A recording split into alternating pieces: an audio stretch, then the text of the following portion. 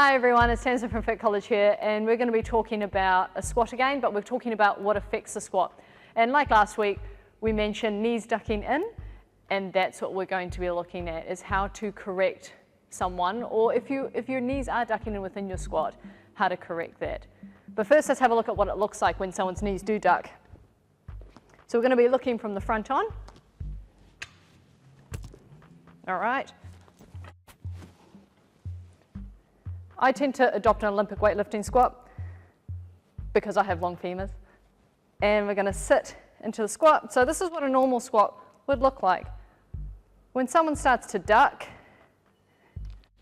you can see their knees starting to come in a bit, and you can tell that that would be quite uncomfortable. But a lot of the time people don't know they're doing it. So I'll show you one more time.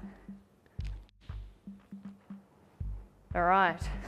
So a lot of the time what this can be is miscuing. So you haven't told the person, look, push your knees out. And that can often correct it. But there are also a couple of exercises you can do, and that is within strengthening your hips. Because if you're strengthening your hips, you're affecting anything that happens below the hips. All right? One of my favorite exercises to do is a band walk, because it cues someone to keep their knees out, but it's also really good for their glute development. So I'll show you what it looks like. So you can start off with a really light band, or you can start with a really big one. I like a really big band because it challenges someone to push their knees out. So we're going to just wrap this around the lower part of our legs, and we're going to be nice. We're going to start right under the knee because that's the easiest point. All right, here we go. So as you can see here, I've got my band nicely wrapped around my legs. I'm going to adopt a half squat position. I'm going to push my knees out because essentially that's what I'm telling someone to do. Or if you're someone who does duck in, this is a really good cue for you to do. And you're just going to walk from side to side. Okay? So you can see my knees aren't coming in. I'm challenging them. I'm pushing them out.